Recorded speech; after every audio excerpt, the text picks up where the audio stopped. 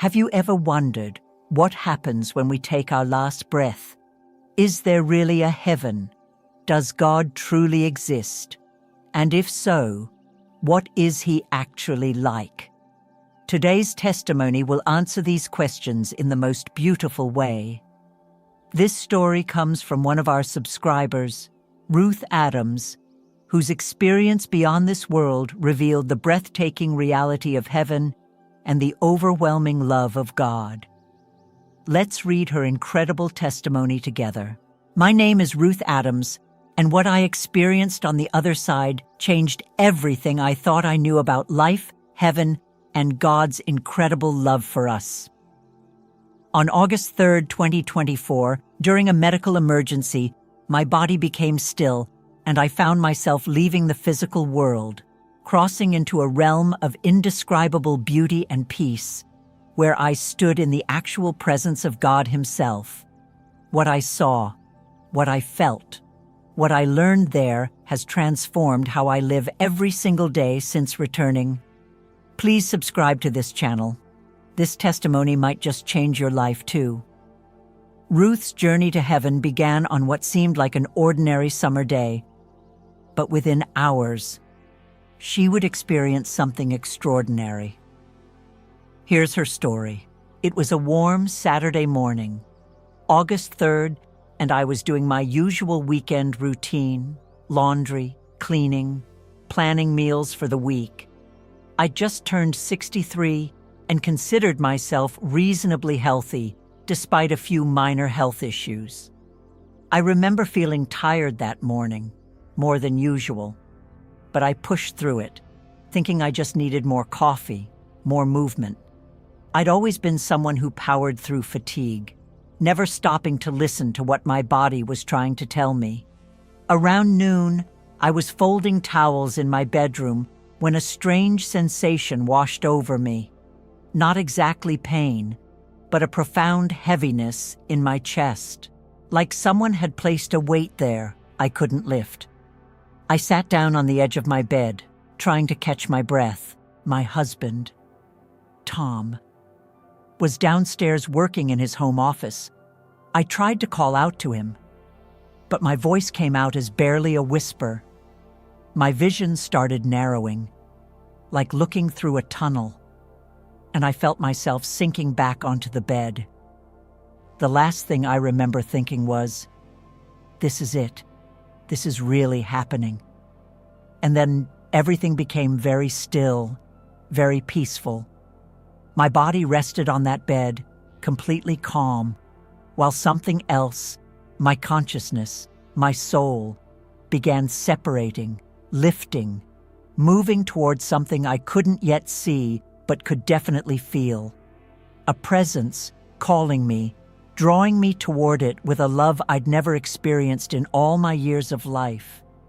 Understanding who Ruth was before this experience helps us appreciate the transformation she underwent. She was an ordinary woman, with ordinary faith, living an ordinary life, just like many of us. I'd grown up in a Christian home, attended church most Sundays, believed in God and heaven, but my faith was comfortable, unchallenged, routine. I prayed before meals, went to church services, tried to be a good person, but I'd never experienced God in a real, tangible, personal way. My life had been fairly typical. Married to Tom for 41 years, raised 3 children who were now adults with families of their own. I'd worked as a school secretary for 30 years before retiring. My days were filled with grandchildren, book club meetings, garden club, volunteering at church bake sales. I believed in heaven, but it was abstract, theoretical, something that would happen eventually, but didn't impact my daily life much. I'd lost both my parents in the previous decade, and I hoped they were in a better place. But I had no real certainty, no deep knowing. If I'm honest, my relationship with God was more about religion than relationship. I followed rules, attended services, said prayers, but I didn't really know Him. I'd never experienced his presence, never heard his voice, never felt that overwhelming love everyone talked about. I was satisfied with my comfortable faith, my predictable routine, my ordinary life. I had no idea that everything was about to change, that I was about to meet God face to face, and discover that everything I'd believed about him was both true and vastly incomplete. He was so much more, so much bigger, so much more loving than I'd ever imagined.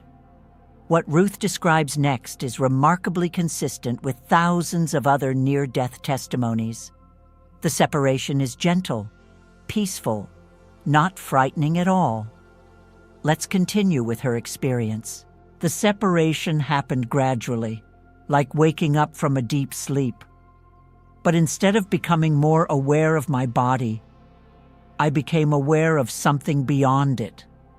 I could feel myself, my consciousness, my essence, whatever you want to call it, lifting away from the physical form lying on the bed. It was the strangest sensation. Being fully aware, fully conscious, fully myself, but no longer contained in flesh and bone. I felt lighter than air, unrestricted, free in a way I'd never experienced. I looked down, and there was my body, resting peacefully on the bed, eyes closed, chest still. It should have frightened me, should have made me panic, but instead I felt curiosity and an overwhelming sense of peace. Tom burst into the room. I could see his face go pale, see him rush to the bed, grab the phone, start calling for help. I wanted to tell him I was okay, that I was right there, but I couldn't communicate, couldn't make him see or hear me. I watched as paramedics arrived, as they worked on my body, as Tom stood there with tears streaming down his face. And I felt such love for him, such gratitude for our years together, but no fear, no anxiety about what was happening, because something else was calling me, drawing my attention away from the scene below. A light, warm and welcoming, appearing in the distance. And I knew, somehow I just knew, that's where I needed to go. The transition from earthly reality to heavenly reality happens through what many describe as a passageway. Ruth's description is both beautiful and comforting. I moved toward the light, not by walking, but by simply willing myself toward it, thinking about it, desiring it, and finding myself drawn closer. It was effortless, natural, like the light itself was pulling me gently forward. As I got closer, the light became more defined. It wasn't just brightness. It was a passageway, a doorway, an opening between two realms. And standing at that threshold, I could feel the most incredible love radiating from the other side, pouring over me like warm sunshine, washing away every fear, every doubt, every burden I'd carried. I paused at the entrance, looking back one last time at the physical world I was leaving, my body, my husband, the life I'd known. And then I looked forward, toward the light, toward the love, toward something I'd longed for my entire life without even knowing I was longing for it. I made a choice. I stepped forward, crossed the threshold, and everything changed. The moment I passed through, it was like stepping from black and white into full color, from silence into symphony, from separation into connection. Every sense I'd ever had became amplified, heightened, expanded beyond anything I'd experienced in physical form. And the first thing I noticed, before I even looked around, before I took in my surroundings, was the presence. Overwhelming, all-encompassing, pure. The presence of God Himself, permeating everything, everyone. And I knew I was home. That feeling of coming home, is reported by almost everyone who has these experiences. Heaven isn't strange or foreign. It's familiar. It's where we truly belong. Heaven isn't just one place. It's multiple dimensions, layers of reality. Ruth describes moving through different realms, each more beautiful than the last. I found myself in a space that defied earthly description. It was made of light, but not like sunlight or electric light. This light was alive, intelligent, filled with love and purpose. And within this light, I could see structures, landscapes, realities that existed but weren't physical in the way we understand physical. There were colors I'd never seen on Earth, shades and hues that don't exist in our physical spectrum, sounds that were like music but also like language, conveying meaning without words. Everything communicated. The air itself seemed to speak of love and peace. I moved through different levels, different dimensions, each one more glorious than the last. In one realm, I saw what looked like gardens, but the flowers didn't just grow. They sang, they radiated joy. Their beauty wasn't just visual, it was experiential. You could feel their essence, their purpose in existing. In another realm, I saw something like a city, structures of light, and what appeared to be crystalline material, but not cold or hard, warm and inviting. And there were beings, other souls, moving about, engaged in activities I didn't fully understand, but could sense were purposeful, meaningful. I passed by rivers, not water exactly, but flowing energy that looked like liquid light. And I knew somehow that this was life itself, flowing from its source, nourishing everything in its path. With each realm I passed through, I felt closer to the center, to the source, to God Himself, and my anticipation grew. These descriptions might sound fantastical, but thousands of people describe similar things. Heaven operates on different laws than earth, spiritual laws that allow for realities we can barely imagine. This is the moment Ruth had been moving toward, the encounter that would change her forever. Meeting God isn't frightening. It's the fulfillment of every longing we've ever had.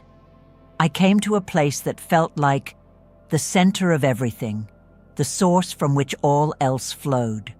And there, in brilliance beyond description, was God. I can't tell you what He looked like physically, because it's beyond physical description. He was light, but also more than light. He was presence, consciousness, love personified, all-knowing, all-powerful, yet intimately personal. The moment I became aware of Him, I fell, not from fear, but from overwhelming awe, from recognition, from the sheer weight of being in the presence of perfect holiness and perfect love existing together. Ruth. He said my name, and it was like hearing music, like feeling sunshine, like being embraced by pure love. My name had never meant anything special to me, but when he spoke it, I understood it was the name he'd given me before I was born, chosen specifically, laden with purpose and meaning. "Welcome home," he said, and I wept. Not tears from physical eyes, but tears of the soul, tears of joy, of relief, of coming home after a long, exhausting journey. All my life, I'd wondered if God was real, if He knew me, if He cared. And in one moment, every question was answered, every doubt vanished. He was real, more real than anything I'd ever known. And He didn't just know about me, He knew me. Every thought, every moment, every struggle, and loved me completely anyway. This unconditional love is the core of every genuine encounter with God. He doesn't love us because we're perfect. He loves us because love is who He is. How do you describe the indescribable? Ruth does her best here to convey what it's actually like to be in God's presence. Pay attention. This is profound. Being in God's presence was overwhelming in the best possible way. Imagine every good feeling you've ever had, every moment of joy, peace, love, safety, belonging. Multiply that by infinity, and you're getting close. His presence was complete acceptance.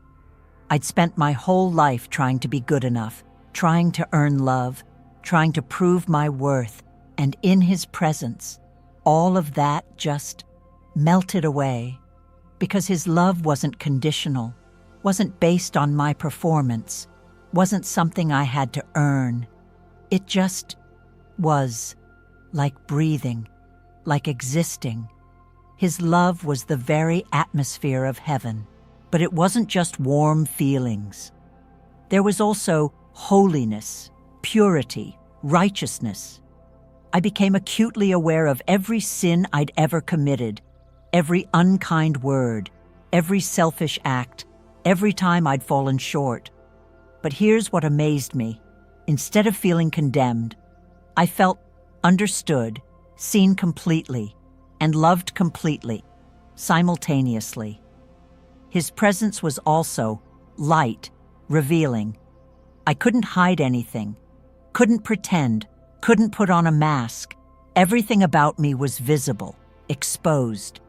And yet I felt no shame, because his love was stronger than my failure, and there was power, authority, majesty. I understood in that moment that he spoke everything into existence, that he holds all things together, that he could unmake reality with a word. And yet, he was gentle with me, patient, kind. The closest I can come to describing it is being fully known and fully loved at the same time. And it was the most freeing, most healing, most transformative experience possible. This is what we're all longing for, to be fully known and fully loved. Heaven provides what earth never could. Many people who have near-death experiences describe a life review where they see their entire life from God's perspective. Ruth's experience was both humbling and healing. "Come," God said, "let me show you your life, not as you saw it, but as it truly was." Suddenly, I was reliving moments from my life, but not just from my perspective. I was experiencing them from everyone's perspective. I felt what others felt, understood how my words and actions affected them, saw the ripple effects of every choice I'd made. I saw moments of kindness I'd completely forgotten, a smile I'd given a lonely cashier that made her entire day better, money I'd donated that fed a family I never met, words of encouragement I'd spoken to a struggling young mother that gave her strength to keep going. God showed me these moments with such tenderness, such pride in me. "See," he said, "see how you loved, how you served, how you reflected my heart." But then he showed me moments I wasn't proud of, times I'd been impatient with my children, harsh words I'd spoken to my husband, gossip I'd shared about a friend. And I felt the pain those actions caused, felt the hurt, the disappointment. I expected judgment, expected punishment, but instead, God's voice was gentle. "See how these choices hurt you as much as others. See how living contrary to love damaged your own soul." There was no condemnation, only compassion. He helped me understand the consequences of my choices without shaming me, showed me how I could have loved better without making me feel worthless for falling short. The review wasn't about judgment. It was about understanding, about learning, about seeing the truth so I could grow. God's goal isn't to shame us. It's to help us understand the power of love and the consequences of living without it. This is correction motivated by love. During her time with God, Ruth received profound revelation about the nature of love. This changed how she understood everything. Love, God said to me, is not just something I do, it's what I am. And when I created you from love, for love, to express love. He showed me that love wasn't just a feeling, it was a force, the most powerful force in existence, stronger than hate, stronger than fear, stronger than anything. Every good thing that has ever happened, God explained, every moment of joy, every act of kindness, every sacrifice, every connection, all of it flows from love, because love is the foundation of reality itself. I watched as he showed me love flowing through creation like a river.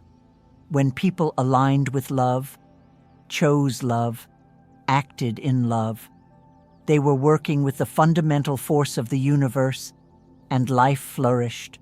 Connections deepened, healing happened, miracles occurred.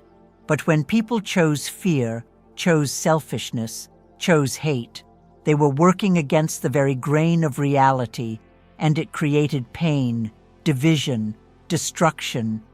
Your earth is suffering, God said with such sadness, not because I'm punishing you, but because my children have forgotten how to love.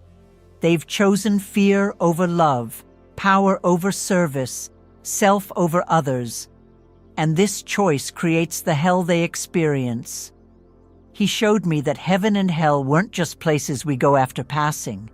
They were states of being. Heaven was living in alignment with love. Hell was living in separation from it. And both were available right now, in every moment, based on what we chose. When you return, God said, remember this. Choose love, always love, because love is the only thing that's real. This is profound. Love isn't just something God does. It's who He is. And we're made in His image, which means we're made to love. Ruth asked God to show her more about heaven. What it's really like, and what He revealed surprised her. Is this heaven? I asked, looking at the beauty surrounding me. Is this where everyone comes when they leave Earth? God's response was interesting. This is one expression of heaven, He said. Heaven isn't just a location, it's a state of being. It's living in my presence, experiencing my love, existing in perfect alignment with truth. He showed me that heaven had many expressions, many levels, many dimensions. Different people experienced it differently based on their capacity to receive love, their growth, their readiness. Some, He explained, come here and spend time healing, recovering from the wounds Earth inflicted. They rest in my presence until they're whole again. Others come here and continue growing, learning, creating, serving. Heaven isn't static, it's dynamic, alive, purposeful. He showed me people I recognized, my mother, my father, other loved ones who had passed. They weren't just sitting on clouds playing harps. They were engaged, active, fulfilled in ways they never were on Earth. Your mother, God said, showing me my mom, is helping other souls who arrive here confused or frightened. She welcomes them, comforts them, helps them adjust. It brings her great joy.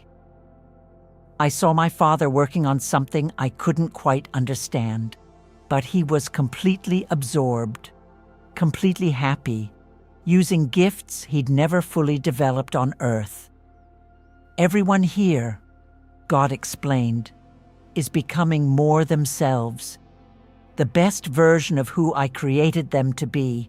Heaven removes all the barriers, all the limitations, all the pain that prevented them from flourishing on Earth. Here, they bloom. Heaven isn't boring or static. It's full of purpose and growth and joy. It's everything we longed for but could never quite achieve on Earth.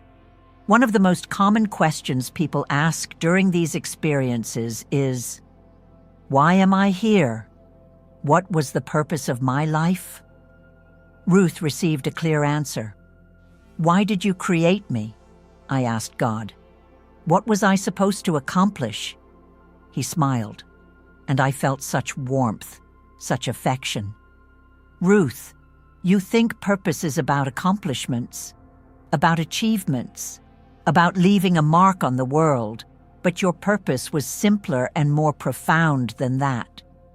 He showed me moments from my life that I'd considered ordinary, insignificant. Times I'd comforted one of my children after a nightmare. Moments I'd listened patiently to Tom after a hard day. Instances where I'd shown kindness to a stranger without thinking about it. God said, this is why you were created. To love, to be present with people, to show my heart to a world that had forgotten what love looks like. He explained that I hadn't been created to become famous, or build a business empire, or accomplish great things by worldly standards. I'd been created to be a wife, a mother, a friend, a neighbor, and in those roles, I'd fulfilled my purpose more than I knew. Every time you loved when it was difficult, God said, every time you chose patience over anger, every time you served without recognition, you were fulfilling your purpose. You were showing people what I'm like. I realized I'd spent my life thinking I hadn't done enough, hadn't achieved enough, hadn't mattered enough. But God showed me that simply loving well was everything, was the entire point. And I had loved well, imperfectly, but sincerely, and that was enough. So many of us struggle with feeling like we haven't done enough. But God's measuring stick is different than the world's. He values love over accomplishment. One of the most beautiful aspects of Ruth's experience was reuniting with loved ones. These reunions are incredibly healing. There are people who want to see you, God said, and suddenly I was surrounded by familiar faces.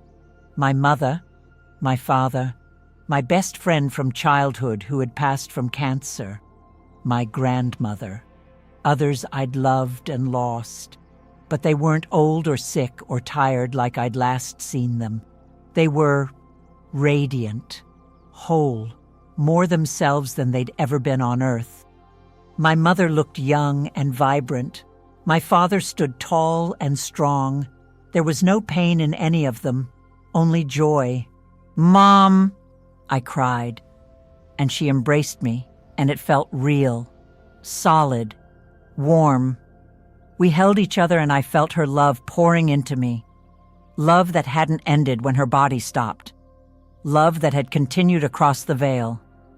"I'm so proud of you," she whispered. "I've watched you, seen how you raised your children, how you loved Tom, how you kept going even when things were hard. You did so well." My father hugged me next, and for the first time in my life, I felt his complete approval, his total acceptance. On Earth, he'd been reserved, emotionally distant, but here, all barriers were gone. "I love you," he said. "I always did. I just didn't know how to show it." We spent time together, not measured in minutes or hours because time didn't work the same way here. We talked, laughed, caught up. They told me about their experiences since crossing over. I told them about the family, the grandchildren they'd never met, and I understood. Separation was temporary. Love was eternal. We would all be together again. These reunions are one of the most comforting aspects of near-death experiences. Our loved ones aren't gone. They're just in a different room, and we will see them again. From the perspective of eternity, earthly life looks very different. God gave Ruth insights about time and Earth's purpose. "Look," God said, directing my attention back toward Earth, and suddenly I could see it, the whole planet, suspended in space, glowing with both light and darkness. "Your earthly life," God explained, "is so brief from this perspective, like a single breath, a blink of an eye. You spend decades there thinking it's everything, but from here, you see it's just a moment, a season, a training ground." He showed me the flow of time, which from heaven's perspective wasn't linear, wasn't moving in one direction. Past, present, and future all existed simultaneously somehow. And I could see how everything was connected, how choices made centuries ago affected today, how prayers prayed today would impact tomorrow. "Earth is not your real home," God said gently. "It's a school, a place where souls grow, develop, choose. You couldn't grow in the same way here in heaven because here, everything is perfect. No resistance, no challenges, no opportunities to choose love when hate is easier. Earth's difficulties," he continued, "are not punishment. They're opportunities. Every hardship is a chance to develop patience. Every loss is a chance to develop faith. Every conflict is a chance to develop love." I saw earthly struggles from this new perspective, and they looked so much smaller, so temporary. What had felt overwhelming when I was in them looked manageable from here, even purposeful. "When you return," God said, "remember this: Earth is temporary. The lessons you learn there last forever. Invest in what's eternal." This eternal perspective changes everything. Suddenly, our earthly struggles don't seem so overwhelming when we realize how brief and purposeful they are. After experiencing heaven's beauty and God's presence, the last thing Ruth wanted was to return to Earth. But God had other plans. I don't know how long I'd been there. Time didn't function the same way, but at some point, I felt the atmosphere shift. God's presence became more focused, more intentional. "Ruth," he said, and I heard something in his voice I hadn't heard before. Purpose, directive. "It's time for you to make a choice. A choice," I repeated, though somehow I already knew what he meant. "You can stay here." God said, "Your body has sustained significant damage, but it's not beyond repair. If you want to stay, I will receive you with joy. You've completed your earthly assignment. You can rest here with me." He paused. "Or you can return. There's more you can do there, more people you can love, more light you can bring. The choice is yours. I won't force you either way." I looked around at the beauty, the peace, the love. Everything in me wanted to stay, wanted to remain in this perfect place where there was no pain, no fear, no struggle. But then I thought about Tom, about my children, my grandchildren, friends who were struggling, people who needed to hear what I'd learned. "If I go back," I asked, "will I remember this? Will I remember what you've shown me?" "You'll remember enough," God promised. "Enough to live differently, to love better, to point others toward me. The details may fade, but the knowing, the transformation, that will stay." God gives us choices, even about returning. He doesn't force us. This shows his respect for our free will. The decision to leave heaven and return to earth, to leave God's presence and return to pain and limitation, that's not easy. Here's why Ruth chose to come back. I stood there, if standing is the right word, weighing the choice before me. Stay in paradise, or return to earth with all its challenges, its pain, its limitations. I want to stay, I admitted to God. Everything in me wants to stay here with you. I know, he said with such understanding. And that's natural. This is your true home. But Earth needs people who've seen heaven, who know I'm real, who can testify to my love. I thought about Tom, how he'd been beside me for 41 years, through good times and hard times. I'd always thought I'd be the one leaving him first. And here he was, alone, grieving. I thought about my daughter, going through a difficult season in her marriage, needing wisdom, needing hope. I thought about my son struggling with doubt about his faith, wondering if God was real. And I thought about all the people who, like I had been, were going through the motions of religion without really knowing God, living with comfortable faith that had never encountered his actual presence. I need to go back, I said, feeling the weight of the decision. Not because Earth is better, but because you're sending me with a message, with testimony, with knowledge that could help people. God's love wrapped around me like a warm embrace. This choice honors me, he said. Not because staying wouldn't, but because choosing to return to difficulty in order to serve others, that's love in action. That's who I created you to be. Choosing to return to Earth after experiencing heaven. That's one of the greatest sacrifices. Ruth chose love over comfort, service over peace. That's what Jesus did too.